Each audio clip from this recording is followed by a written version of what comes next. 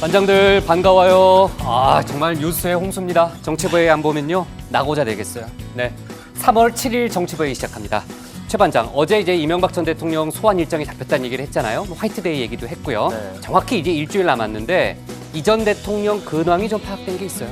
네, 보통 매일 그 대치동에 있는 사무실로 출퇴근을 했었잖아요. 글쎄 말이에요. 그런데 네. 오늘은 월요일은 뭐 회의도 하고 그랬잖아요. 네, 측근들이나 그 변호인들만 목격이 됐고 어허. 아마도 논현동 자택에서 두문불출하고 있는 것 같습니다. 네, 뭐 나오면은 뭐 기자들이 또 달려들고 묻고 그러니까 네, 저희 아마 전화로 얘기하고 그렇겠네요. 많이 가 있다고 하더라고요. 네, 그렇군요. 이 반장, 네. 뭐 지낼만해요? 네, 잘 지내고 있습니다. 네, 저기 그 정봉주 전 의원에 대한 미투 폭로가 오늘은 또 새로 나왔네요. 네, 맞습니다. 과거 정 전 의원에게 성희롱과 성추행을 당했다는 피해자의 폭로가 있었습니다. 당초 오늘 정 전 의원은 이제 그 서울시장에 출마하기 위한 기자회견을 할 예정이었는데 글쎄요. 예. 전격적으로 취소했습니다. 그리고 네. 조만간 입장을 밝히겠다고 하는데 네. 이따가 저희가 자세하게 얘기를 전하도록 하겠습니다. 네, 좋습니다. 뭐 제가 더 추가로 얘기할 게 없이 얘기하네요. 네, 우리 들어가서 얘기 좀 이어갑시다. 갑시다.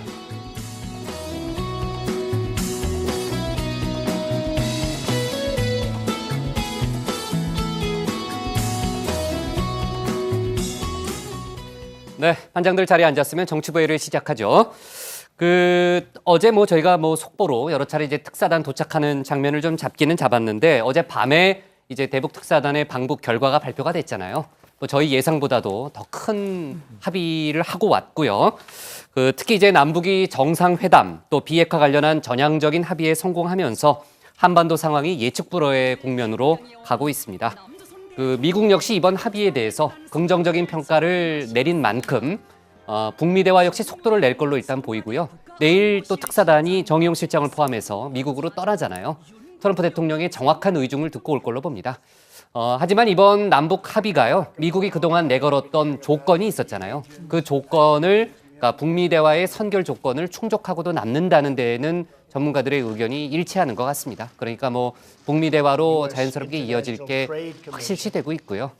뭐 그 결과는 아직 뭐 예측하기는 좀 이르다 이렇게 좀 보여지는데, 자, 문재인 대통령도 오늘 여야 대표들을 만난 자리에서 남북 합의 관련한 여러 가지 얘기를 했습니다. 지금은 살얼음판을 걷는 아주 중요한 시기다라는 얘기를 했고요. 성급하게 낙관할 수는 없다. 뭐 시작이 좋았지만 뭐 낙관할 수는 없는 상황이라고 했고, 반대로 우리가 북한에 놀아난다는 얘기를 해서도 안 된다. 뭐 일각의 뭐 그런 비판을 또 하잖아요. 무조건적인 비판을 하는 세력에 대해서는 또 그런 얘기도 했고요. 우리의 목표는 핵 동결 정도가 아니고 비핵화라는 점도 오늘 여러 차례 문재인 대통령이 강조했습니다. 자, 안희정 전 지사 또 정봉주 전 의원을 포함한 정치권 미투, 지금 뭐 여야가 따로 없잖아요. 정치권 전체가 떨고 있다 뭐 이런 얘기가 나오는데 이윤석 반장 발제 때 그 내용을 자세히 알아보는 걸로 하고요. 자, 그리고 이제 조금 전에 들어온 속보 몇 가지가 아니고 한 가지만 좀 얘기하고 가면요. 이재용 삼성전자 부회장의 상고심 재판이 대법원 3부에 최종 배당이 됐고요. 주심이 조희대 대법관으로 결정이 됐습니다. 이거는 오늘 오후에 나온 속보인데 원래 이게 왜 논란이 됐냐면요. 대법관 출신의 차한성 변호사, 전 대법관하고 근무 시기가 겹치는 대법관들이 아직 있잖아요. 그렇기 때문에 이재용 이재용 삼성전자 부회장의 재판에 영향을 줄 수 있다라는 우려가 있었거든요. 근데 또 조희대 대법관은 또 어떤 관계가 있냐면은 차한성 변호사하고 고등학교 선후배 관계예요. 그러니까 차한성 변호사의 후배죠. 조희대 대법관이요. 그래서 여러 가지 뭐 좀 추가적인 그런 논란이 있을 수 있다라는 점을 감안했는지 몰라도요. 조금 전에 차한성 변호사 쪽에서 이재용 삼성전자 부회장의 상고심 재판을 맡지 않겠다라는 보도 자료를 조금 전에 냈습니다. 자, 조희대 대법관이 어떤 분이냐면요.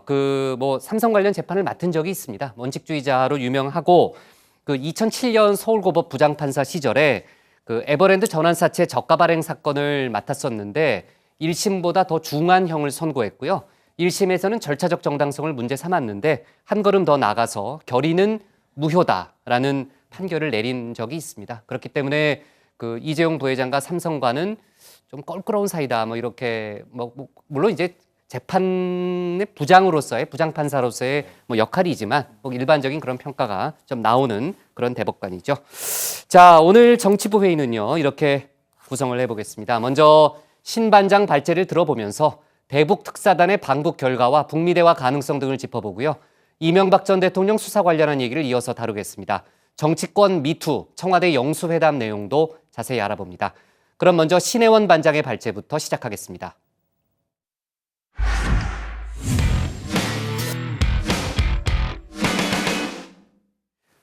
어제 돌아온 문재인 대통령의 대북 특사단이 4월 말 남북 정상회담, 또 비핵화 의지를 바탕으로 한 북미 대화라는 예측 이상의 성과를 공개했습니다. 트럼프 대통령 역시 오늘 남북 합의에 긍정적 신호를 보내면서 북미 대화가 급물살을 탈 걸로 보입니다. 정의용 수성특사 내일 미국행 비행기에 오르고요. 직접 트럼프 대통령을 만날 걸로 보입니다. 오늘 청와대 발제에서는 특사단 방북 결과 발표, 또 임박해진 북미 대화 소식을 함께 집중적으로 다뤄보겠습니다. 결과가 좋았다라는 설명을 내놓은 건 확실히 뭔가 있다는 걸 의미하는 것이란 분석이 나옵니다. 네, 확실히 뭔가 있을 것이란 건 예상했습니다. 김정은 위원장의 파격적인 환대, 4시간이 넘는 만남. 하지만 본격적인 대화가 이뤄진 지 불과 2달 만에 이런 파격적인 결과를 들고 올 줄은 상상하기 어려웠습니다. 남과 북은 4월 말 판문점 평화의 집에서 제3차 남북 정상회담을 개최하기로 하였으며 이를 위해 구체적 실무 협의를 진행해 나가기로 하였습니다. 네, 브리핑을 들으면서도 어라? 진짜로? 이렇게 제 귀를 의심했습니다. 11년 만에 남북 정상이 만나는데 시점은 다음 달 4월, 그것도 김정은 위원장이 남으로 직접 넘어온다니요. 이 특사단이 풀어낸 3호 남북 합의의 보따리엔 이처럼 예상을 뛰어넘는 파격적인 내용이 한가득이었습니다. 군사적 위협 해소, 체제 안전이 보장되면 핵을 보유할 이유가 없다며 조건부 핵 모라토리엄을 북한이 선언한 겁니다. 한반도 평화 해법을 찾기 위한 남북미 고차 방정식. 자, 이제 남북 간 실타래는 얼추 풀렸습니다. 문 대통령은 북미 중매 외교를 바탕으로 한반도 운전대를 잡았고 김 위원장도 우리를 통해 미국으로 가는 승부수를 택했습니다. 이제 남은 건 미국의 선택이죠. 이 트럼프 대통령의 첫 반응은 역시나 We will see, 지켜보자였습니다. 그리고 약 40분 뒤 두 번째 트윗에선 가능성이 있는 진전이 이루어졌다며 우리는 어느 방향이든 갈 준비가 돼 있다고 말했습니다. 북미 대화를 검토할 가치가 있다는 긍정적 사인을 보낸 겁니다. As you know, they weren't looking that way prior to. So I thought North Korea was terrific. They came out, they went into the Olympics, they went in with good spirit, they did well. Let's see if we can carry it over. We may carry it over, it may not. 문 대통령은 특사단의 주축인 정의용 국가안보실장과 서훈 국정원장의 미국행을 지시했습니다. 트럼프 대통령을 직접 만나서 방북 성과를 상세하게 설명하라는 거죠. 당장 내일 비행기에 오르는 정의용 실장은 미국에 전달할 북한의 추가적 입장을 별도로 가지고 있다는 점도 언급했습니다. 방미 뒤엔 중국과 러시아, 일본도 순차적으로 방문할 예정인데요. 북미 대화를 위해선 한반도 주변국의 협조가 필수적이기 때문입니다. 다행히 대부분의 반응은 긍정적입니다. 중국 외교부는 자정에 가까운 시간에 이례적으로 환영 논평을 내면서 중국도 마땅한 역할을 하겠다고 나섰습니다. 유엔도 구테레스 사무총장 성명을 통해서 비핵화를 이끌어내기 위한 성실한 대화의 기틀이 될 것이라 호평했습니다. 그런데 딱 한 곳 불편한 기색을 내비치는 곳이 있습니다. 일본입니다. 정부 관계자 대다수가 당혹감과 충격을 숨기지 못하는 분위기인데요. 최근 일본 내부에선 한반도 외교 무대에서 일본이 배제되는 이른바 재팬 패싱 우려가 커졌었습니다. 아베 총리 역시 문 대통령과의 정상회담을 비롯해 우리와도 상의해야 한다는 뉘앙스를 여러 차례 풍겼습니다. 本日の会談においては北朝鮮の問題について日韓でそして日韓米の緊密な協力関係を再確認するとともに日韓の未来志向の新たな日韓関係構築に向けて率直な意見交換を行いたいと思います。 아베 총리는 이번 남북 합의에 대해서 그간의 대북 제재가 효과를 본 것이라며 당분간 대북 압력을 높이면서 각국과 연대하겠다는 입장을 밝힌 것으로 알려졌습니다. 참고로 김정은 위원장 어제 발표된 합의사항 외에도 여러 가지 중요한 발언을 했는데요. 몇 가지 살펴보겠습니다. 이 핵화는 선대의 유님에는 변함이 없다. 북한 사회에서 수령은 무오류, 무결점 인물입니다. 김 위원장이 비핵화에 대한 진정성을 강조하는 차원에서 선대인 김일성까지 거론했다는 해석이 가능합니다. 4월 한미훈련이 예전 수준으로 진행돼도 이해한다. 네, 당초 정의용 실장은 한미훈련에 대한 우리 입장을 전하기 위해 수첩에 메모까지 해갔습니다. 하지만 이 메모는 필요가 없었습니다. 김 위원장이 먼저 훈련 진행을 이해한다는 이야기를 꺼냈고 이어서 한반도 정세가 안정되면 조절되길 기대한다고 말했기 때문입니다. 북미 대화 성사의 최대 변수였던 한미훈련에 대해 김 위원장이 전향적인 태도를 보인 겁니다. 문재인 대통령에게 상당한 신뢰가 있다. 최대 수준의 압박을 고수한 트럼프 대통령과 달리 문 대통령은 중매쟁이 역할을 자처하며 북한에 손을 내밀었습니다. 미국과 직접 대화하기가 어려운 북한으로선 문 대통령을 통해 군사적 위협 해소, 체제 안전 보장이라는 목표를 실현할 가능성이 높다고 판단했을 수 있습니다. 이번 특사단 파견의 성과 중 하나는 베일에 쌓여있던 김 위원장의 성격과 외교 스타일을 엿볼 수 있었다는 거죠. 이 특사단은 솔직과 대담 두 단어로 김 위원장을 설명했습니다. 어제 조선중앙TV가 공개한 영상을 한번 볼까요? 김 위원장이 본관 로비까지 나와서 특사단을 맞이합니다. 남측 인사를 처음 만나는 자리인데도 짐짓 여유 있는 표정이죠.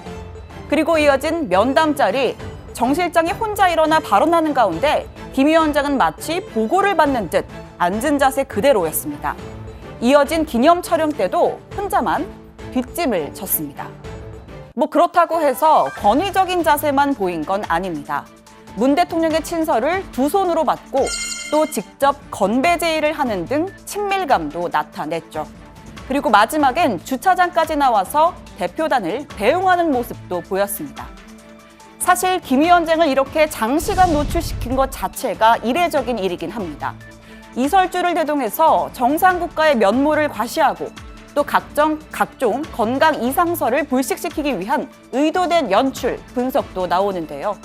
그런데 신년사부터 이어진 행보를 쭉 종합해봤을 때 대화 상대로서 진지한 대우를 받고 싶다는 김 위원장의 발언만큼은 확실히 진정성이 있어 보입니다. 오늘 청와대 발제는 남북 합의에 미국도 화답, 특사단 내일 방미로 정리하겠습니다. 네, 문재인 대통령이 지난 그 평창올림픽 기간으로 제가 기억하는데 정상회담은 우물가에서 숭늉 찾는 격이다 이런 표현을 썼잖아요. 그만큼 서둘러서는 안 되고 여건이 마련돼야 가능한 일들이다라는 그 표현이었는데 그 이번 대북 특사단의 방북 과정에서 실제로 이제 북한 김정은 위원장과의 이제 만찬에서 정상회담 얘기가 논의됐다라는 얘기는 저희가 이제 속보로 다 다뤘던 적이 있는데 상당히 그 합의 내용을 보면은 전향적이에요. 전격적이고. 네, 4월 말 판문점 남측이죠. 평화의 집에서 그 3차 정상회담을 개최하기로 한 건데요. 남북 정상이 만나는 건 2007년 노무현 정부 이후 11년 만입니다.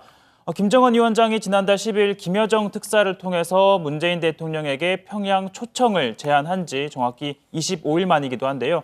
특히 이번 회담이 처음으로 평양, 즉 북한이 아닌 판문점 남측 지역에서 열린다는 점, 그리고 문재인 대통령 취임 1년 만에 개최된다는 점이 주목이 됩니다. 최 반장, 아까 청와대 설명을 들어보니까요. 그 장소 있잖아요. 지금 판문점 얘기했는데 그 면담 현장에서 그게 결정된 거라면서요? 네, 일단 그 현장에서는요. 그 평화의 집 말고도 다른 안들이 여러 개 나온 상황에서 최종 결정이 된 거라고 합니다. 청와대 관계자는 이렇게 설명을 했는데요. 장소를 정한 쪽이 남측인지 북측인지는 모른다. 그러면서도 판문점은 분단의 상징이고 처음으로 남측 지역에서 열리는 건 상당한 의미가 있다라고 설명했습니다. 네, 문 대통령이 취임 후 1년도 안 된 시점에서 회담이 성사된 점도 아주 중요합니다. 김대중 전 대통령은 임기 중반인 2000년에, 노무현 전 대통령은 임기 마지막 해인 2007년에 정상회담을 했죠.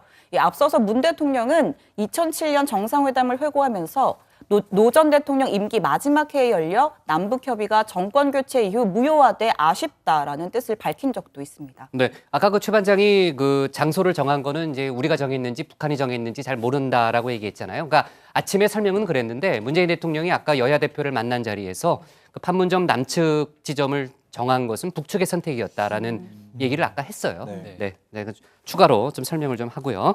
자, 이번에 합의가 이루어지면요, 남은 임기 동안에 뭐 일관되게 남북 관계 해소, 해빙 드라이브를 걸 뭐 토대가 마련됐네요. 그렇습니다. 그리고 또 하나가 이 시기 자체도 올해 안에 한다 해서 4월 말 이렇게 대폭 앞당겨졌다는 점도 아주 중요한데요. 김정은 위원장 접견 전에 이미 정상회담 성사를 위한 물밑 대화가 상당히 진척이 됐음을 의미한다는 분석이 나오고 있습니다. 그리고 어떤 의제를 다룰지도 한번 봐야겠죠. 과거에는 뭐 남북 경제 협력을 이렇게 두루 함께 다뤘지만 이번에는 상황이 엄중하기 때문에 한반도 평화를 위한 근본적인 문제, 그러니까 비핵화에 초점이 맞춰질 전망입니다. 양측 특사 파견으로 논의가 이 상당 부분 진전이 됐기 때문에 양 정상이 만나서 단계적 비핵화에 대한 구체적인 합의를 볼 수 있다는 전망이 나옵니다. 어제 뉴스룸에 출연한 이종석 전 통일부 장관 얘기 들어보시죠. 판단을 한다면은 아마 형식이나 이런 것들은 다 버리고 실제 내용에 대해서 논의하겠다. 이제 그런 생각이 좀 강했던 거 아닌가. 그러다 보니까 뭐 만나자마자 쉽게 말하면 남북 관계고 북핵 문제 가지고 직접 한번 얘기를 해보자 이거죠. 다른 얘기 필요 없고 아마 그런 식의 실제 내용을 갖고 한번 담판을 짓자는 것 같습니다. 하지만 이 대북 제재 국면이 지금 계속되고 있기 때문에 개성공단 가동이나 금강산 관광 재개 이런 경역 관련 논의는 현실적으로 어려워 보입니다. 조금 있다가 야당 발제에서도 전해드리겠지만 문재인 대통령도 오늘 여야 대표 오찬에서 정상회담을 위해서 대북 제재 완화를 할 계획은 없다고 분명히 밝혔습니다. 네, 뭐 야당에서는 지방선거에 영향을 주기 위해서 4월로 잡은 거 아니냐 뭐 그런 얘기를 했잖아요. 오늘 뭐 그 청와대 설명을 들어보면은 문재인 대통령도 그런 얘기를 했는데 그 6월 지방선거에 영향을 주지 않기 위해서 최대한 당겨서 잡은 거다 뭐 그런 설명이 있었고요. 자, 뭐 아무래도 이게 그 남북 간의 관계 개선, 뭐 징조는 뭐 계속 있었잖아요. 근데 있었는데 결과적으로 이게 북미 대화로 가는 뭐 중간 이제 기착지나 마찬가지인데 중간점이나 마찬가지인데 이제 미국의 반응이 뭐 가장 궁금했잖아요, 이 반장. 트럼프 대통령의 그 오늘 반응을 보면은 일단은 긍정적으로 평가한 것 같아요. 네, 맞습니다. 역시나 이 트위터를 통해서 트럼프 대통령의 반응이 처음으로 전해졌는데요. 이 트럼프 대통령이 남긴 내용을 보면 북한과의 대화에 있어 가능성 있는 진전이 이루어지고 있다면서 헛된 희망일지도 모른다. 하지만 미국은 어느 방향이 됐든 열심히 갈 준비가 돼 있다고 말했습니다. 이 오후엔 스웨덴 총리와의 정상회담에 앞서 기자들을 만나 직접 입장을 밝혔는데요. 한마디로 정리하면 북한의 태도는 긍정적이다라는 내용이었습니다. 직접 들어보겠습니다. We're going to see. They seem to be acting positively. Hopefully, it's going to be the proper way. The proper way is the way that everybody knows and everybody wants. But we are prepared to go either way. I think that their statement and the statements coming out of South Korea and North Korea have been very positive.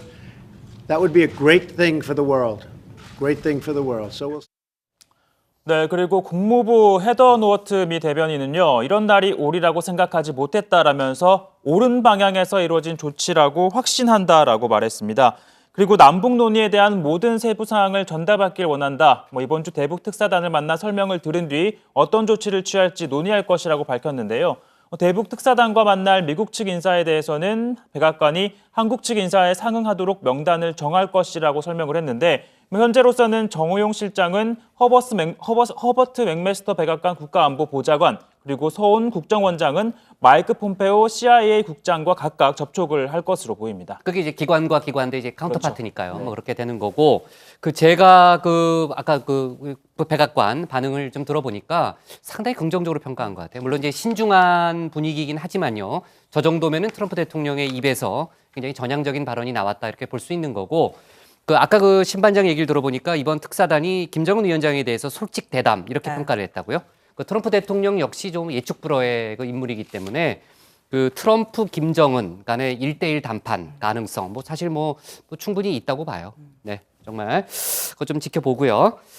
그리고 신반장 좀 다른 얘기지만요. 북한 패럴림픽 선수단이 오늘 방남했죠? 네, 이 평창 패럴림픽 개막을 이틀 앞두고 북한 선수단과 대표단 24명이 오늘 오전 경의선 육로를 통해서 방남했습니다. 이 중엔 지난달 27일 패럴림픽 실무 접촉에 나섰던 북측 대표단 단장 황충성 조평통 부장도 포함이 됐는데 오늘 취재진이 참가 소감을 물었습니다. 그러니까 아주 기쁘다. 제 인상만 봐도 대답을 딱히 안 드려도 대답이 되지 않느냐 이렇게 농담을 건네기도 했습니다. 북한의 패럴림픽 참가는 이번이 처음이고요. 크로스컨트리 스키 종목에 2명의 선수를 출전시킬 예정입니다. 네, 제가 어제 클로징 때도 얘기했지만요. 톡쏘는 정치래. 미안해. 이 코너 이름이 자꾸 생각이 안 나요. 네, 한컷 정치. 한컷 정치. 제가 맨날 하면서도 이름이 기억이 안 나요. 그러니까 어제 제가 얘기했는데 그 평창 패럴림픽 개막이 이제 이틀밖에 안 남았잖아요. 네, 정말 이제 북한 선수단도 왔고 어제 이제 입촌식도 했고요. 저희가 도전하는 선수들한테 정말 큰 박수를 보냈으면 좋겠어요. 자, 오늘 청와대 발제는요. 이렇게 정리하겠습니다. 트럼프, 북한 긍정적 행동, 특사단 내일 방미로 정리하겠습니다. 다음은 최종혁 반장의 발제를 들어보겠습니다.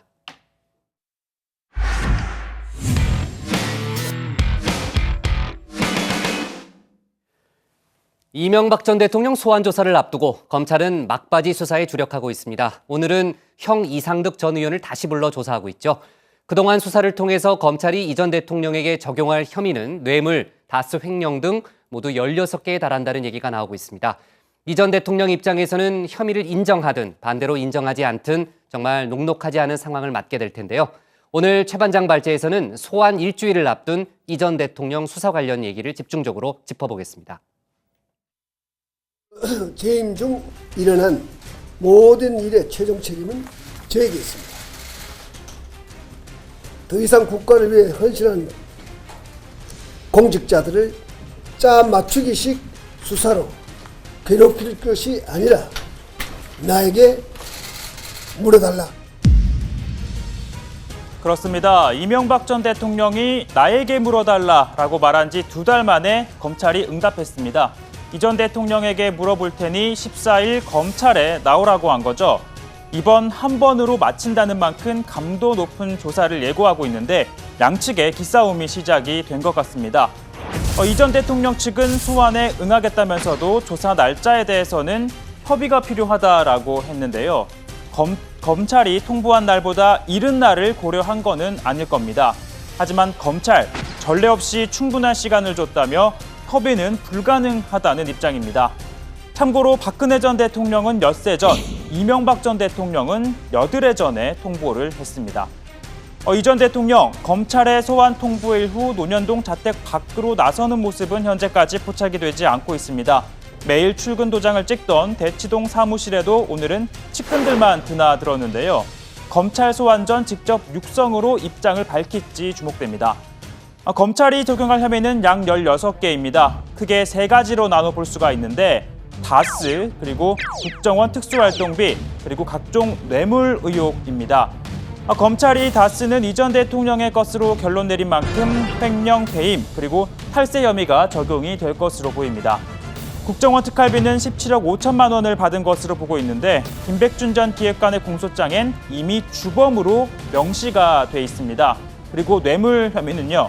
삼성의 다스 소송비와 이팔성 전 회장, 김소남 전 의원 등으로부터 수십억 원을 건넨 혐의가 포착되는 등 전체 액수만 약 100억 원에 달합니다.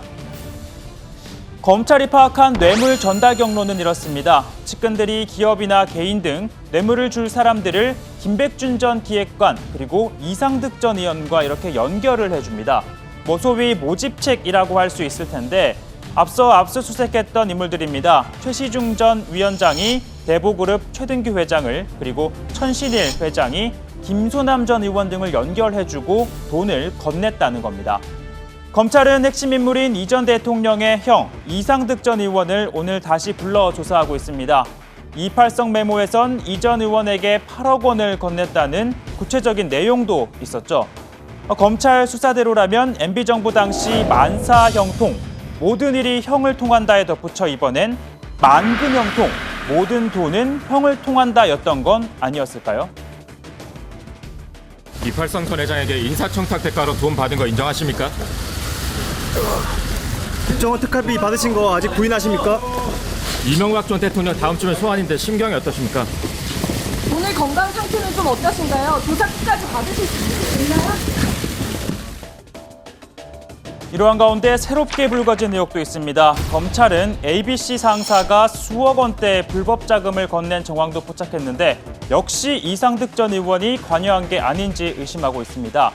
그런데 이 ABC 상사가 어디냐 하실 텐데 뭐 운동화, 샌들, 등산화, 없는 게 없는 신발 회사? 아닙니다.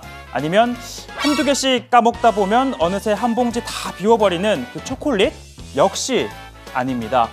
바로 8, 90년대 서울 강남을 상징했던 곳인데 강남역 앞에 있던 뉴욕 제과를 인수해 운영했던 회사가 바로 ABC 상사입니다. 이 뉴욕 제과 저는 잘 모르는 곳인데 우리 복 부장에겐 매우 친숙한 장소일 겁니다.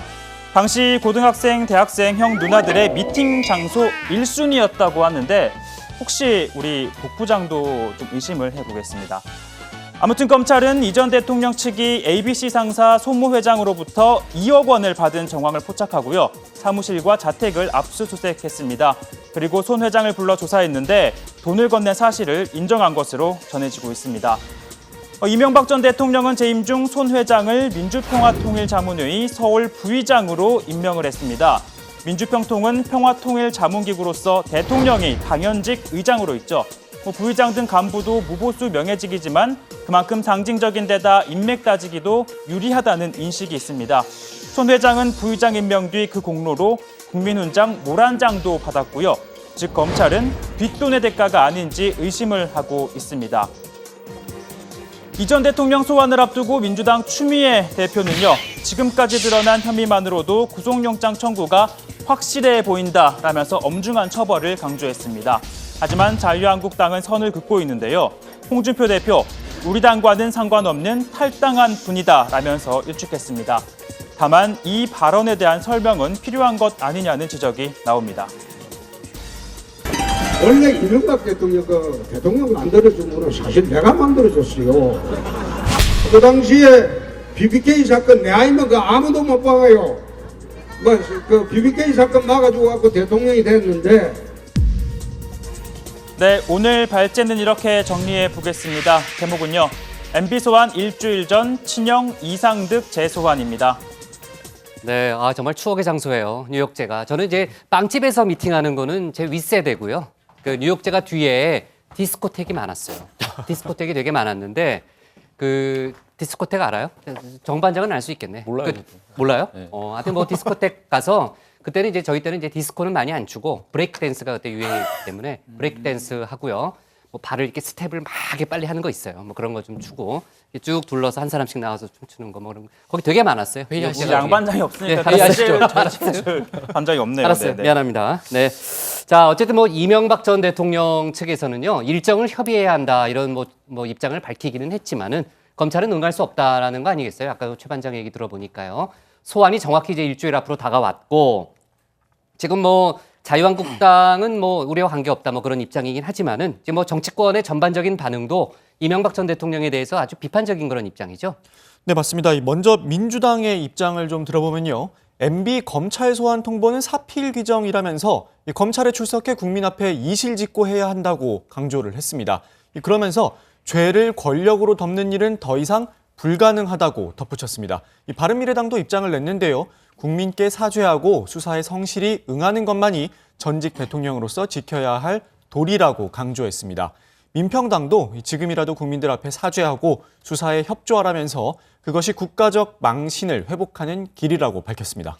자유한국당은 다소 유보적인 입장을 나타냈습니다. 정태혁 대변인, 정부 여당의 구속수사 가이드라인의 결과다 이렇게 얘기를 하면서 구체적인 혐의는 검찰의 수사를 지켜보겠다고만 했습니다.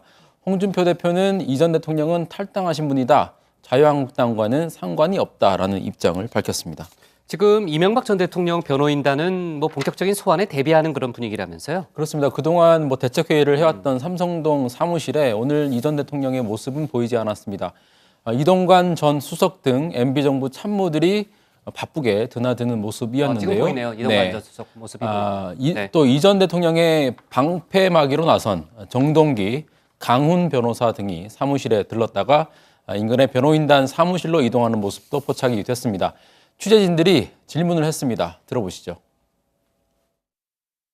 대응 방안도 나오셨나요, 혹시? 변호사님, 검찰 소환도 이제 임박했는데 날짜 14일 그대로 하실 건가요? 아니면 지금 현재도 검찰하고 협의 중인가요?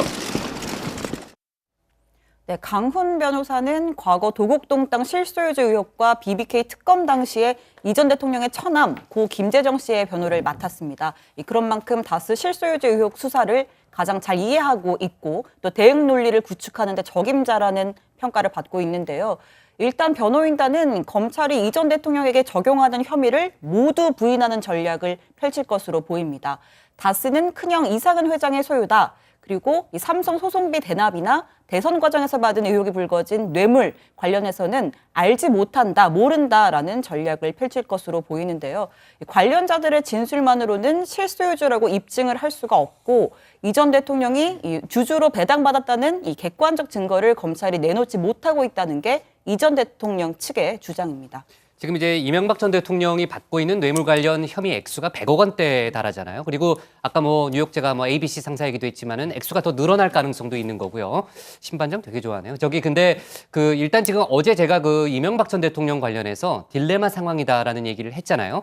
그 혐의를 인정하면은 뭐 어떻게 보면은 뭐 정권 자체를 부정할 수도 있는 이제 그런 상황으로 지금 치달을 수 있는 그런 그 가능성도 있고요. 그렇다고 또 혐의를 전면 부정하면은 구속영장 청구 가능성은 뭐 확실히 높아진다 이렇게 좀 볼 수 있잖아요. 발부 가능성도 뭐 그만큼 높아지는 거고요.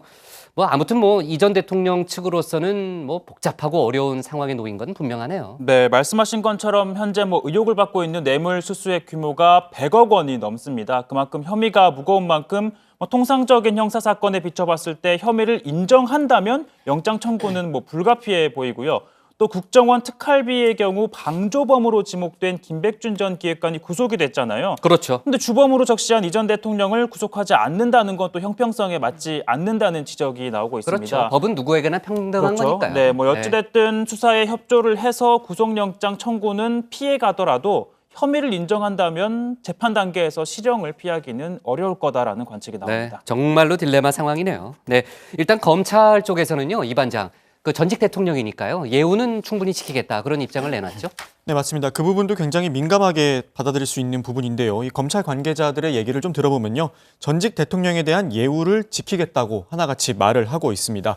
이 오는 14일 서울중앙지검 청사 전체가 보안구역으로 설정이 될 예정이고요. 외부인의 출입을 철저히 막을 것으로 보입니다.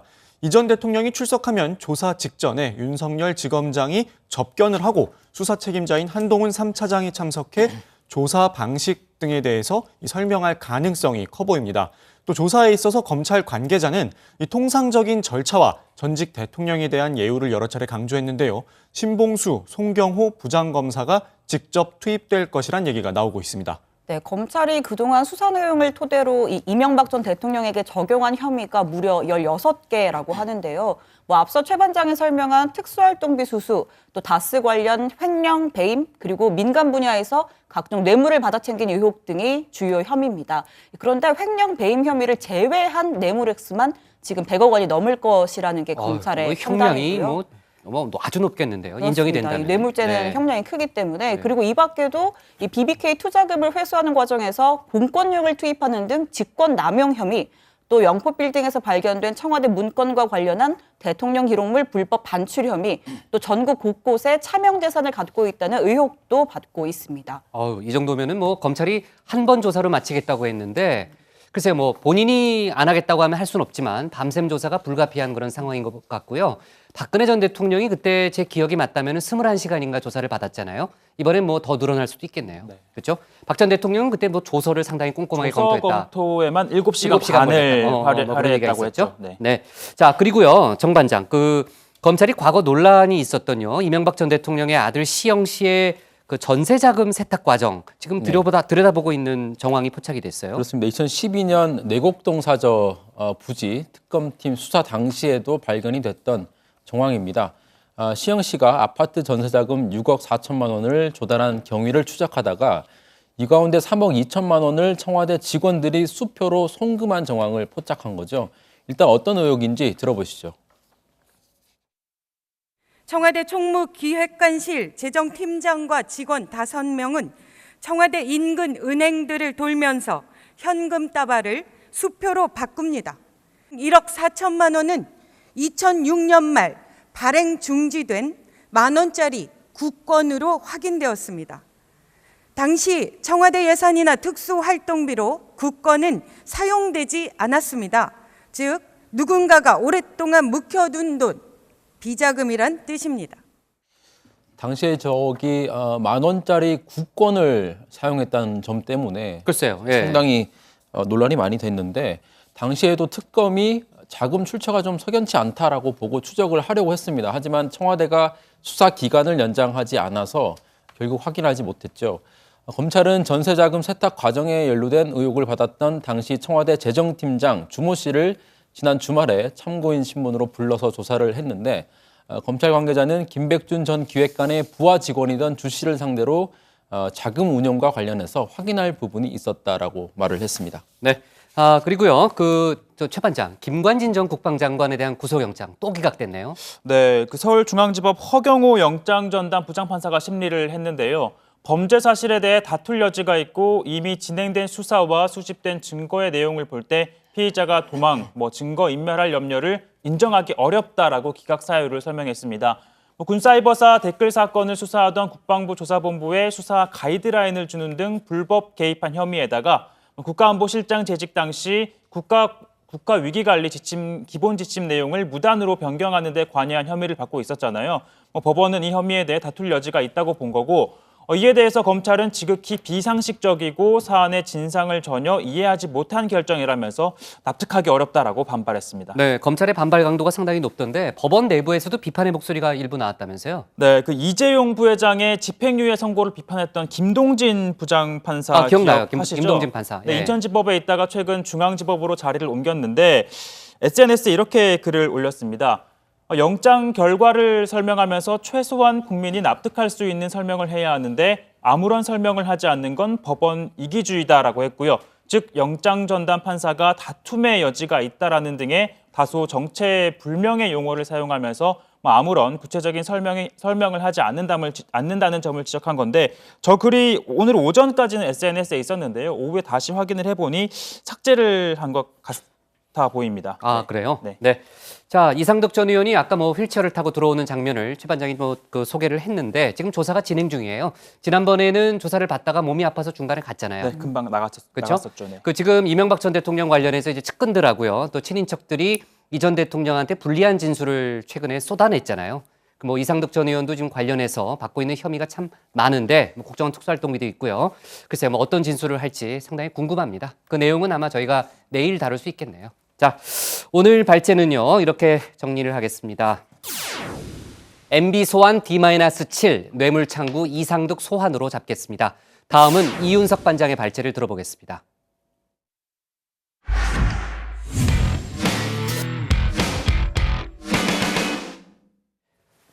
정치권에서는 이른바 안희정 쇼크, 나아가서 이제 미투 쇼크가 확산하고 있습니다. 특히 안희정 전 지사가 사흘째 모습을 드러내지 않으면서 여러 설만 돌고 있는데 일부 언론은 안 전 지사가 모처에서 법적 대응을 준비 중이라는 내용을 보도하기도 했습니다. 이런 가운데 피해자 김지은 씨 측은 어제 서울 서부지검에 고소장을 접수했죠. 이 밖에도 정치권에서는 오늘도 하루 종일 미투 관련 각종 속보가 쏟아졌는데 관련 소식을 이윤석 반장이 정리하도록 하겠습니다. 네, 오늘 집중 발제는 질문으로 시작하겠습니다. 안희정 전 지사는 지금 어디에 있는 걸까요? 이틀 전 JTBC 뉴스룸은 안 전 지사가 자신의 비서를 상대로 여러 차례 성추행과 성폭행을 했다는 의혹을 보도했습니다. 보도 이후 안 전 지사는 자신의 페이스북에 이렇게 짧은 글을 하나 남기고 사라진 상태입니다. 아직까지 모습을 드러내지 않고 있는데요. 도청과 관사 등에서 지금 여러 언론사 기자들이 안 전 지사를 기다리고 있지만 차량도 그대로 주차돼 있고 아무런 움직임을 찾아볼 수 없는 상황이라고 합니다. 그래서 제가 오늘 오전 충남도청의 한 직원과 전화 통화를 해봤습니다. 사실 제 지인이 지금 그곳에서 근무 중인데요. 잠깐 들어보겠습니다. 지금 아무도 연락이 안 되고 있습니다. 비서실장과도 연락이 안 됩니다. 다들 당황스러워하고 있습니다. 인터넷에 글 하나 올리고 사라진 거잖아요. 직원들한테 사과도 없이 이렇게 사라지다니요. 아직도 믿기지 않습니다.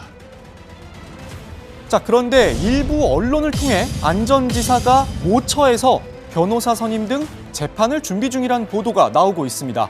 그러니까 법적 대응을 준비 중이란 얘긴데요. 안 전 지사 측 관계자는 기자회견 등 발표 형식이나 시기는 논의 중이라면서도 현재 안 전 지사의 거처에 대해선 밝힐 수 없다고 말했습니다. 이렇게 안 전 지사가 모습을 드러내지 않고 있는 것에 대해 비판하는 목소리도 적지 않습니다. 잠적하지 말고 대중 앞에 나와서 사죄할 건 사죄하고 물러나는 모습이 낫다거나 소셜미디어에 사과문 올리고 잠적이라니 잠적이 책임이냐, 이런 비판이 지금 쏟아지고 있는 겁니다. 안 전 지사의 팬클럽은 지지 철회를 선언하며 피해자 편에 서겠다는 입장을 밝히기도 했는데요. 과거 안 전 지사는 정치인의 책임감을 여러 차례 강조한 바 있는데 어떤 내용인지 잠깐 보시겠습니다.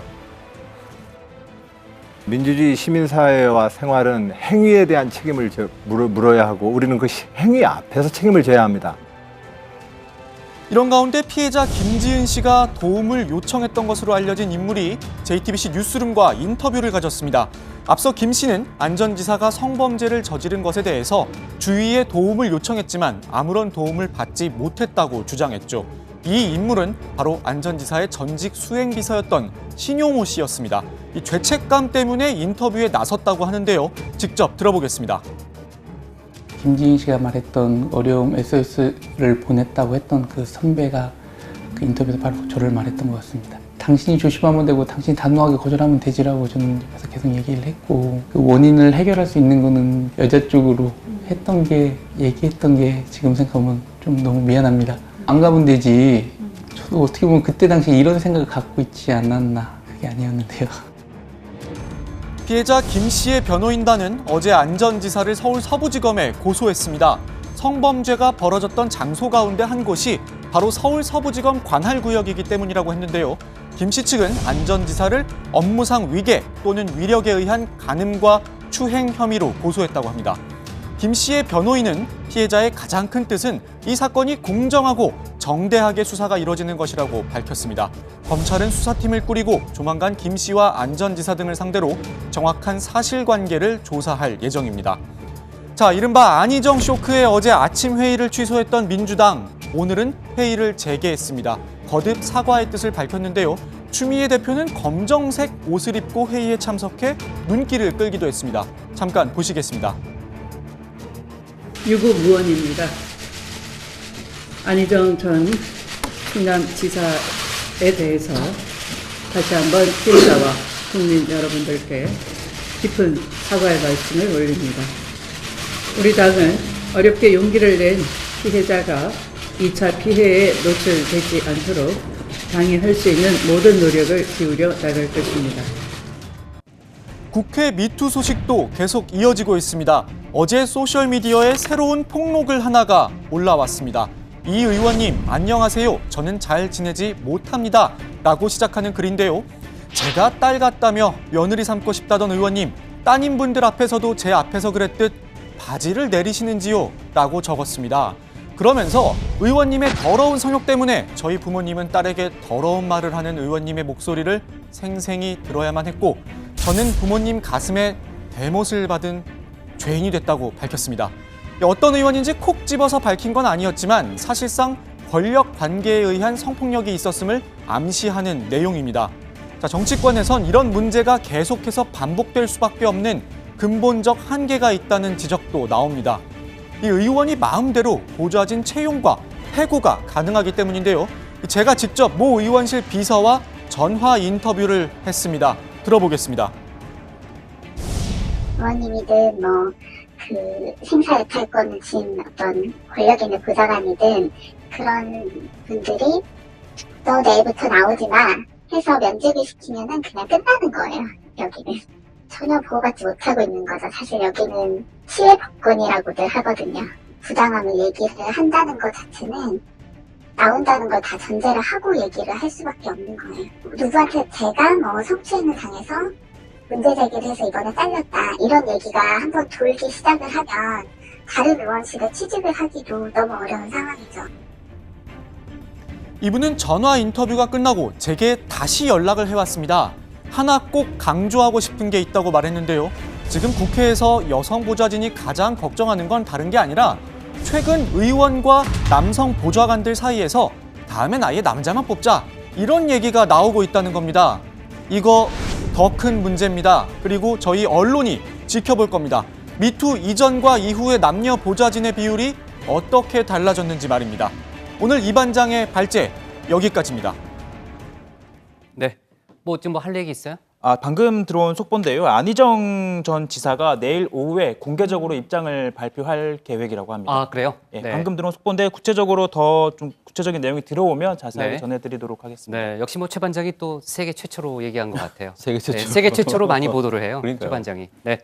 자, 어쨌든 뭐 회의에 집중은 안 했지만 그래도 최 반장이 빠른 속보를 전해왔고요. 그 국회 보좌진 관련 문제 매번 나오긴 하는데 이 반장이 아주 좋은 얘기했어요. 뭐 이 반장은 뭐 이번 주는 이제 뭐 양원보 반장 뭐 대신은 왔지만은 다시 이제 보도국에 돌아가더라도 그 국회 보좌관 그 앞뒤로 여성 비율이 얼마나 바뀌었는지 꼭 보도를 좀 해주고요. 정치부 회의에도 한번 좀 얘기를 해줘요. 제가 약속을 했습니다. 네, 아주 꼭 중요한 보도하겠다고 문제예요. 했습니다. 네, 예. 좋습니다. 자, 그나저나 말이에요. 아까 시작할 때 잠깐 이 반장하고 얘기는 했는데 네. 오늘은 정봉주 전 의원의 미투 관련 그 속보가 상당히 그 인터넷상을 달구고 있죠. 그렇습니다. 얼마 전에 대통령 특별사면을 통해서 이제 공직선거에 출마가 가능해진 정봉주 전 의원이죠. 당초 오늘 오전에 서울시장 출마 기자회견을 할 예정이었습니다. 그런데 인터넷 매체 프레시안에 정 전 의원으로부터 성추행과 성희롱 피해를 당했다는 어느 현직 기자의 인터뷰가 실리면서 기자회견 자체가 취소가 됐습니다. 프레시안이 보도한 내용에 따르면요. 현재 언론사 기자로 재직 중인 A씨, 지난 2011년 정 전 의원이 자신을 서울 여의도의 한 호텔로 불러내서 강제로 키스를 시도하는 등 성추행을 했다고 주장했습니다. 참고로 당시 팟캐스트 나는 꼼수다로 한창 인기를 끌던 정 전 의원은 이명박 전 대통령의 BBK 실소유주 의혹과 관련해 선거법 위반 혐의로 대법원에서 징역 1년형을 확정받고 감옥에 수감되기 직전이었습니다. 그러니까 감옥에 가기 직전에 그런 일이 있었다는 거예요, 신 반장? 네, 이 프레시안 보도 내용에 따르면요. 정 전 의원이 A씨에게 집요하게 연락을 해서 결국 뭐 호텔 카페 룸에서 만났다고 합니다. 정 전 의원이 이렇게 얘기를 했다고 하는데 보고 싶었다. 남자친구는 있냐? 내가 너에게 코도 해주고 다른 것도 많이 해주려고 했는데 이렇게 감옥에 들어가게 돼서 미안하다. 이렇게 얘기를 했다고 합니다. 성추행뿐만이 아니라 인신공격까지 뭐 한 거고요. 뭐 A씨가 당황해서 자리를 떠나려고 하자 이때 갑자기 포옹을 하고 또 키스를 시도했다고 이 프레시안이 보도를 했는데요. 이후 A씨는 아내에게 사랑한다고 영상 편지를 보내는 정 전 의원의 모습을 보면서 참 뻔뻔하다 이렇게 생각을 했다고 합니다. 정 전 의원은 2012년 만기 출소 이후에도 A씨에게 계속 연락을 시도했다고 하는데요. A씨는 정 전 의원이 서울시장 출마를 밝히자 폭로를 결심하게 됐다고 합니다. 서울시는 시민의 안전을 책임져야 하는데 이 사람이 가장 위험한 사람이라고 말하기도 했습니다. 네, 뭐 아직은 사실관계를 저희가 예단하기는 좀 이르다 하는 생각도 좀 드는데 일단은 이런 폭로가 나왔으니까 논란은 뭐 상당히 커질 수밖에 없고 실제로 커지고 있고요. 정 전 의원 측의 해명은 나왔습니까? 일단 오늘 오전 출마 기자회견을 전격적으로 취소한 정 전 의원 측은요. 현재 법적 대응을 준비 중인 것으로 알려져 있습니다. 하지만 아직까지 이번 일에 대한 공식적인 해명은 없는 상태인데요. 정 전 의원 측은 입장 정리 시간이 필요해 회견을 연기하기로 했던 것이라면서 회견 시간은 추후 공지하겠다고만 밝혔습니다. 정 전 의원 측의 구체적인 해명이 나오는 대로 저희 정치부 회의에서도 자세히 전해드리도록 하겠습니다. 네, 뭐 저희 회의 중에 나오면 뭐 제일 좋겠지만은 아마 이게 그 시간을 끌면 끌수록 논란이 커지는 사례를 많이 봤기 때문에 정 전 의원 측의 해명도 빨리 나올 거예요. 늦어도 내일까지는 나오지 않을까 싶고요. 내일 이 반장이 좀 다시 한번 다뤄주기 바랍니다. 오늘도 나올 수 있으니까 회의 중에 좀 신경을 좀 쓰고요. 그리고요, 정치권 미투 소식을 다뤄봤는데 문화예술계에서도 계속해서 새로운 폭로가 나오고 있습니다. 최 반장, 김기덕 감독하고요, 영화배우 조재현 씨에 대한 폭로가 어제 또 나왔죠? 네, 그것에 앞서서 안희정 전 지사 관련해서 내일 오후 3시 충남도청 기자 브리핑룸에서 공식적인 기자회견을 하기로 했다고 합니다. 그래요? 네, 아까 세계 최초라고 자꾸 얘기하니까 뭐 계속해서 취재를 하는 거예요. 네, 다른 거 이게 집중은 하고 있는 거 이어서 맞죠? 얘기를 말씀드리면요. 김기덕 감독 저도 뭐 관련된 영화를 거의 다 보다시피 했는데 뭐 각종 세계적인 영화제에서 수상하면서 한국 뭐 거장으로도 알려져 있잖아요. 어제 MBC PD 수첩을 통해서 보도된 내용입니다. 이 보도에 따르면 김기덕 감독과 조재현 씨가 함께 작업했던 여성 배우들은 성추행 및 성폭행을 당했다고 합니다. 한 여성 배우는요, 영화를 찍다가 김 감독이 요구한 성관계에 응하지 않자 얻어맞았고 촬영 이틀 전에 해고당했다라고 주장했습니다. 또 대본 리딩 첫날 김 감독이 다른 여성과 함께 셋이서 성관계를 맺자고 했다고도 말했는데요. 또 다른 배우는 영화 촬영 현장에서 김 감독에게 성폭행 당한 것은 물론 조재현 씨에게도 같은 일을 당했다라고 주장을 했고요. 또 심지어 조 씨의 매니저도 성폭행을 시도했었다라고 주장을 했습니다. 네, 사실이라면 심각한 수준의 범죄인데 일단 두 사람의 해명은 나온 상태죠? 네, 일단 김기덕 감독은 동의하에 육체적 관계를 가진 적은 있다. 가정을 가진 사람으로서 부끄럽지만 강제로 관계를 맺은 적은 없다라고 반박을 했습니다.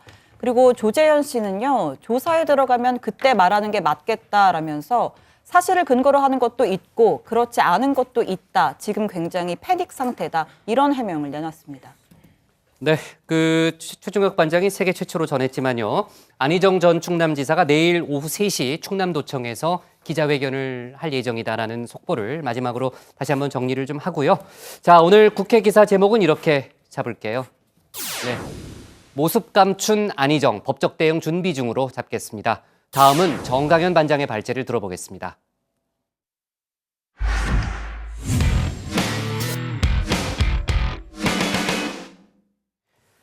오늘 문재인 정부 출범 이후 처음으로 5당 대표가 전부 참여한 영수회담이 열렸습니다. 대북 특사단의 방북 결과를 놓고 보수 야당과 문재인 대통령이 부분적으로 충돌했는데 오늘 야당 발제에서는 영수회담 내용을 자세하게 살펴보겠습니다.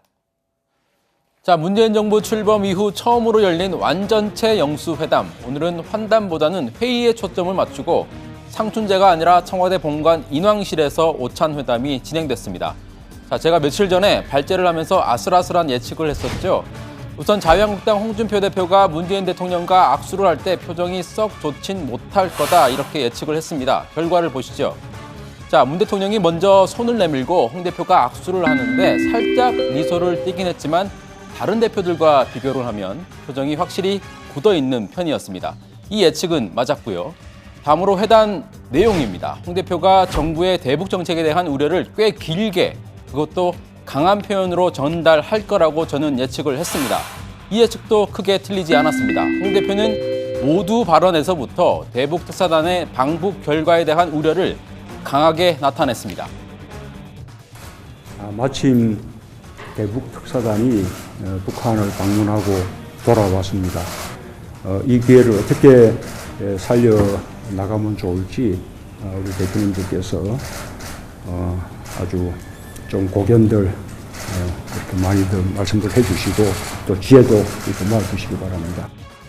아마 초당적인 그런 협력의 분위기 또 국민의 기대 이런 속에서 나오신 것 같은데요. 홍 대표님 먼저 말씀하시는 것이 좋을 것 같아요. 사실상 북핵 문제를 그 사이에 처리해 오면서 한 30년 동안 북한에 참 많이 쏘갔습니다.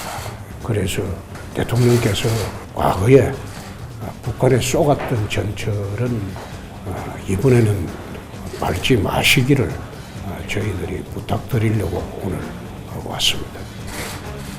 사실 회담 시작 전에 차담회를 할 때만 해도 분위기가 좋았습니다. 특히 홍준표 대표가 처음으로 영수회담에 참석을 해서 관심이 집중됐습니다.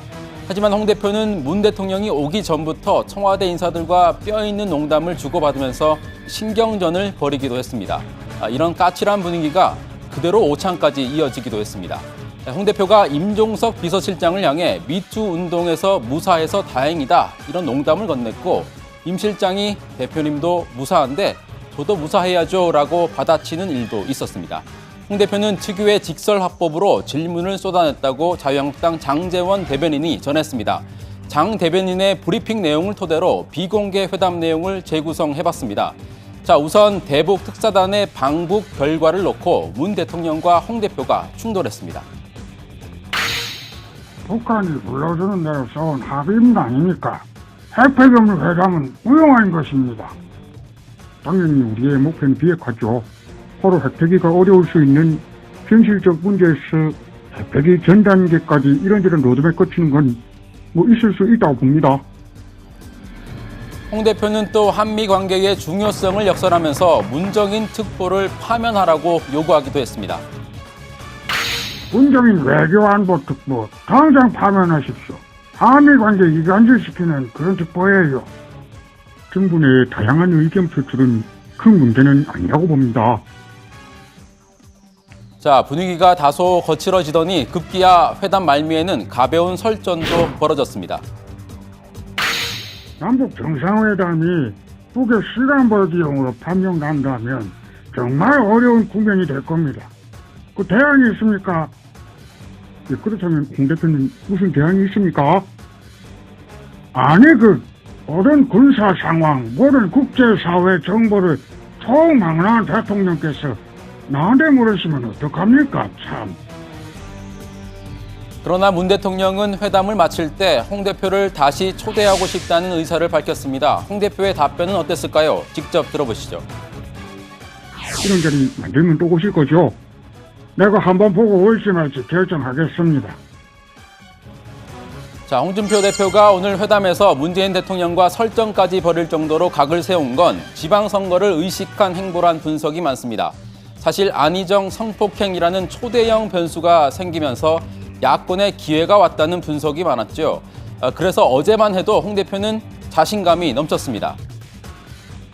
내가 최근에 미투 운동이 이제는 우리 당의 최모위원도 누명을 벗었고 나도 이제 누명을 벗었기 때문에 좀 더 가열차게 해가지고 좌파들 좀 더 많이 걸렸으면 좋겠습니다. 하지만 남북 정상회담이 성사되면서 여권에 다소 유리하게 돌아갈 가능성이 커졌습니다. 홍 대표는 청와대 회동을 마친 뒤에도 기자들에게 지방선거용 남북 정상회담이라고 비판을 멈추지 않았습니다. 자, 오늘은 화해와 협력이라는 키워드로 음악을 골라봤습니다. 정치가 음악을 만났을 때. 같은 하늘 아래 살고 있어서 이렇게 문득 그대 보고 싶을 때 우리 사이 너무 멀어요. 네, 김민종의 같은 하늘 아래입니다. 같은 한반도의 하늘 아래 살고 있는 남북이 모처럼 평화의 전기를 만들었습니다. 그런데 최근의 정치 상황을 보면 어쩌면 남북 관계만큼이나 어려운 게 여야 관계라는 생각이 듭니다. 오늘 영수회담 분위기가 딱 그랬습니다. 여야 정치인들도 같은 대한민국의 하늘 아래 살고 있는 만큼 적어도 안보 문제만큼은 초당적 협력을 하기를 국민들은 바라고 있습니다. 오늘 야당 기사 제목은 문재인 정부 첫 완전체 영수회담, 대북 간 충돌입니다. 네, 어제하고 오늘 완전체라는 표현을 썼는데 맞죠? 오늘 그 여야 대표가 다 모인 그런 자리였는데 그 홍준표 대표하고 이제 아까 홍준표 대표의 그 발언 내용을 좀 들어보니까 아주 목소리를 언성을 막 높이고 그러진 않았는데 모두 발언에 있어서요. 전체적으로는 긴장감이 느껴지는 그런 분위기였어요. 네, 사실 이 시작할 때는 분위기가 그렇게 나쁘지는 않았습니다. 이 사전 차담회에서는 서로 인사를 하고 덕담이 오고 하기도 했는데 갑자기 홍준표 대표가 임종석 비서실장을 향해서 이런 얘기를 했습니다. 안희정 전 지사가 그렇게 된 게 임 실장이 기획한 거라고 하는데 이런 얘기를 했어요. 그래서 이제 참석자들이 대답을 하지 않고 이렇게 웃으면서 이 상황이 지나갔는데 이어서 또 임 실장을 향해서 지금 무사하다니 다행이다 이렇게 얘기를 했고 임 실장도 가만히 있지 않고 대표님도 무사하신데 저도 무사해야죠 라면서 맞받아치기도 했습니다. 홍 대표는 또 이정미 대표랑 인사를 한 뒤에는 요새는 나가서 여자들이랑 악수를 안 한다. 왜냐하면 미투 운동을 덮었을 수 있기 때문에 이런 얘기를 하기도 했습니다. 어쨌든 이런 분위기에서 오찬이 시작이 됐고요. 12시부터 1시 40분까지 회담이 이어졌는데요. 일단 오늘 식사 메뉴는 해물 봄동전 그리고 달래냉이 된장국, 쑥으로 만든 인절미 등이 나왔다고 합니다. 네, 홍준표 대표는 임종석 실장한테 한 말이 농담이었다 이렇게 나중에 밝히긴 했지만요. 갑자기 훅 들어오잖아요. 그런 얘기를 들은 임종석 실장 입장에서는 당황했겠어요. 그죠? 네. 자, 그렇고요. 본격적으로 오늘 비공개 자리에서 나온 회담 내용 하나하나 좀 짚어볼까요, 정 반장? 네, 마침 어제 대북 특사단이 방북을 마치고 돌아왔기 때문에 남북이 합의한 내용에 대한 논의가 주로 이어졌습니다. 각 당의 브리핑을 종합해 보면요, 자유한국당 홍준표 대표가 상당히 비판적인 목소리를 많이 낸 것으로 파악이 됩니다. 문재인 대통령 면전에서 북한이 불러주는 대로 써온 합의문이 아니냐, 핵 폐기 로드맵도 없는 실패한 합의다 이렇게 쏘아 붙였습니다. 그랬더니 문 대통령이 당연히 우리의 목표는 비핵화이고 핵 확산 방지나 동결로는 만족을 할 수 없다. 하지만 바로 핵 폐기가 어려울 수 있는 현실적인 문제가 있고 핵 폐기 전 단계까지 이런저런 로드맵 거치는 건 있을 수 있다고 본다라고 답을 했습니다. 네, 홍 대표는 또 문 대통령에게 문정인 외교안보 특보를 즉각 파면하라고 요구하기도 했습니다. 한미 관계를 이간질시키는 특보라는 이유를 대면서 그런 요구를 한 건데요. 바른미래당 유승민 대표도 같은 요구를 했는데 문재인 대통령이 정부 내의 다양한 의견 표출은 큰 문제는 아니라고 본다. 한국당이나 바른미래당의 목소리를 대변하는 특보를 드릴 이유는 없다면서 곧바로 거부 의사를 표시하기도 했습니다. 네, 대북 강경론 관련해서는 홍준표 대표하고 유승민 대표하고 입장이 좀 비슷했던 것 같아요. 그죠? 네, 실제로 홍준표, 유승민 대표는 북한의 핵미사일 대책으로 강력한 한미동맹에 기반한 최대한의 압박과 제재라는 기존 입장을 문 대통령에게 전달했습니다. 홍 대표는 모두 발언에서부터 북한에 속으면 안 된다라면서 우려를 강하게 표시했는데요. 직접 한번 들어보시죠. 다 함께 모인 게 처음인 것 같습니다. 오늘 날짜를 아주 잘 잡은 것 같습니다. 마침 대북 특사단이 북한을 방문하고 돌아왔습니다. 한반도 평화와 비핵화에 있어서 아주 중요한 그런 고비를 맞이한 것 같습니다. 이 기회를 어떻게 살려 나가면 좋을지 우리 대표님들께서 아주 좀 고견들 이렇게 많이들 말씀들 해주시고 또 지혜도 이렇게 모아주시기 바랍니다. 감사합니다. 사실상 북핵 문제를 그 사이에 처리해 오면서 한 30년 동안 북한에 참 많이 쏘갔습니다. 이번에도 평화를 내세워 가지고 남북회담을 하고 있지만은 이것이 북핵 완성에 시간을 벌어주는 그런 남북 정상회담이 되어서는 정말로 이제 마지막 북핵 완성 단계에 와 있기 때문에 정말로 대한민국 국민한테는 지울 수 없는 불행한 사태가 올 수가 있습니다. 유승민 대표 역시 북한의 시간 벌기용 쇼가 아닌지 철저히 검증해야 한다라고 요구를 했습니다. 유 대표는 북측이 비핵화 의지를 밝히고 대화 기간 중에는 핵과 미사일 실험을 일시 중단하겠다고 밝힌 것은 긍정적으로 평가한다라고 얘기를 하면서도 어제 발표문이 북한의 핵보유국 지위를 우리 정부가 처음으로 문서로 인정하는 결과로 둔갑이 된다면 절대 안 된다면서 북한의 핵무장을 결코 용인할 수 없다는 원칙을 김정은 북한 노동당 위원장에게 분명히 전달해야 한다고 강조했습니다. 네, 어제 방북 결과에 대해서요. 자유한국당 등 이제 보수야당 쪽에서 예민하게 나오는 것은 원래 그런 철학이 있기 때문이기도 하지만요. 또 정치권에서는 이번 지방선거를 염두에 둔 거 아니냐 그런 해석도 많은 것 같아요. 네, 맞습니다. 모두 아시는 것처럼 방북 결과가 이렇게 전해지기 전까지만 해도 이 정치권에선 온통 안희정 전 지사의 성폭력 의혹이 뒤덮고 있었습니다. 자, 그런데 자유한국당 같은 경우는 성폭력당이란 표현까지 써가면서 거칠게 몰아붙였었는데 실제로 안희정 변수가 지방선거에서 가장 크게 변수로 작용하는 거 아니냐 이런 얘기도 많이 있었지만 결과적으로 이런 전격적인 이런 소식이 전해지면서 남북 정상회담 관련 소식 이후에는 이게 크게 상황이 바뀌는 거 아니냐 이런 얘기가 나오고 있습니다. 결국에 여권의 호재로 작용하는 것 아니냐 이런 분석이 나오고 있는 건데요. 아무래도 자유한국당 입장에선 이 지방선거가 실시되기 직전에 이런 큰 정치 행사가 열리는 거에 대해서 이 부담이 될 수밖에 없다는 이런 분석이 지금 정치권 안팎에서 나오고 있습니다. 네, 이 때문에 홍준표 대표는 남북 정상회담은 지방선거용이다라는 프레임으로 공격을 이어가고 있습니다. 오늘 청와대 회담을 마치고 기자들을 만난 자리에서 이렇게 얘기를 했는데요. 4월 말 남북 정상회담은 남북 이해관계가 맞아 떨어진 것이다라고 했는데 우선 북한은 4월 말 일정을 기획하고 우리 정부가 손발을 맞춰준 것에 불과하다라고 했는데, 즉 북한 입장에서는 한미 연합훈련을 무력화시키기 위한 그걸 고려한 거다라는 입장인 거고요. 또 우리 정부 입장에서는 지방선거 전에 평화 무드를 조성해서 선거에서 이기고자 하는 것이라면서 지방선거용 정치적 책략이다라고 주장을 한 겁니다. 네, 그 비공개 회담 내용을 앞에서도 정리를 했는데 마지막으로 좀 몇 가지만 정리를 하자면요. 앞서서 제가 언급을 했지만은 그 우리의 목표는 핵 동결 정도가 아니고 그 한반도의 비핵화다라는 점을 문재인 대통령이 강조를 했고요. 대북 접촉과 관련해서 해외에서 비공개 또 비밀 접촉은 없었다라는 점을 분명히 했습니다. 어떻게 보면은 베를린 선언, 문재인 대통령의 베를린 선언부터 이어져 내려온 그런 남북 대화 분위기를 북한 김정은 위원장이 신년사를 통해서 받은 것이다라는 해석이 좀 나왔고요. 어쨌든 그 6월 지방선거를 앞두고 4월로 잡은 것은 어쨌든 최대한 좀 간격을 띄워놓으려는 그런 고려도 있었다라는 설명도 있었습니다. 자, 오늘 정리해 볼게요. 오늘 기사 제목은 이렇게 하겠습니다. 문 대통령 여야 대표 오찬, 안보 간 충돌로 잡겠습니다.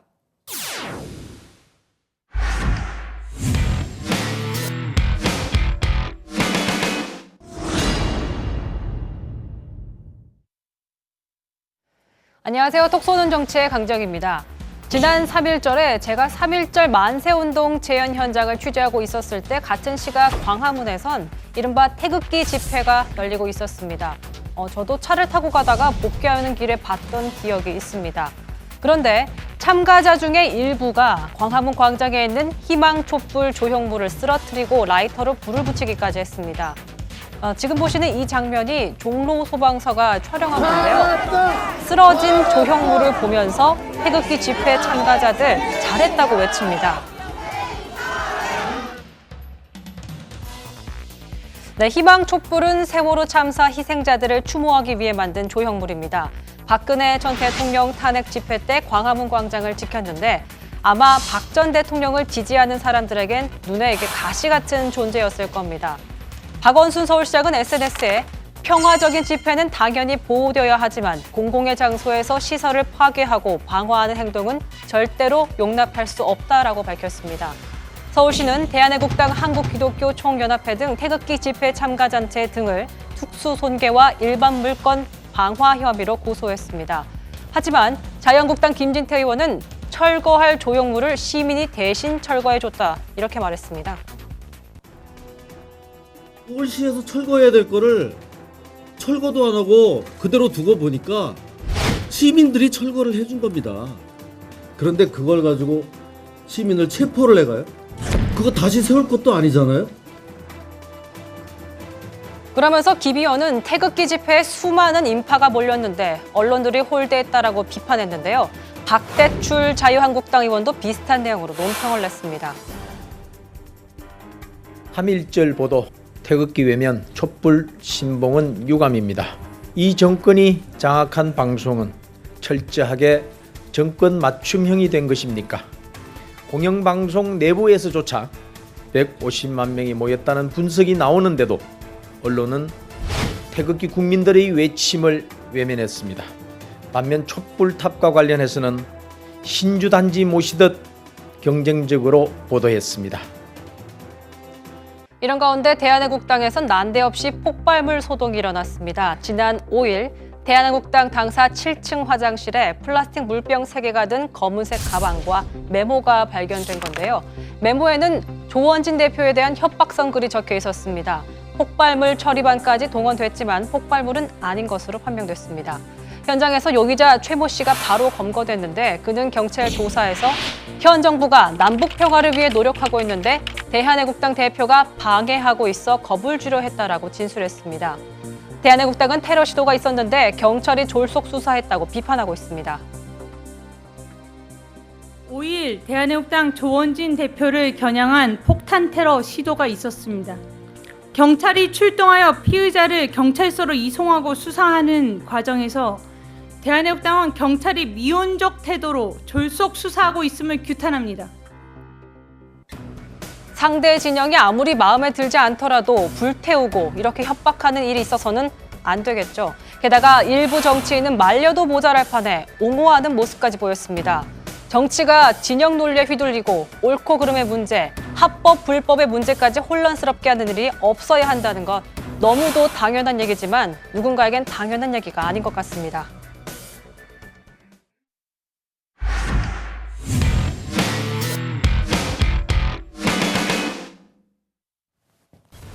오늘 저희가 고른 한 컷은 일본 규슈 화산 폭발, 우리 피해는 없을까 합니다. 일본 규슈의 신모 에다케 화산이 폭발했습니다. 이렇게 2,300m 상공까지 연기가 치솟았고요. 인근 마을 전체가 화산재로 뒤덮였다고 합니다. 이런 폭발적인 분화는 7년 만이라고 합니다. 기상청은 오늘 우려했던 것과는 달리 이번 피해가 우리나라에까지는 영향을 미치지 않을 거라고 밝혔습니다. 하지만 일본의 자연재해는 화산재 피해를 넘어서 지진으로까지 이어질 수 있는 만큼 방심하지 말고 늘 경계를 게을리해서는 안 되겠습니다. 오늘 정치부에는 여기까지고요. 저희는 내일 다시 찾아뵙겠습니다. 수고했습니다. 수고하셨습니다. 이 반장 내일 오후 3시라서 어떡하지? 내일 잘 챙겨서 준비하도록 하겠습니다. 그래요. 알차게 준비해요. 다.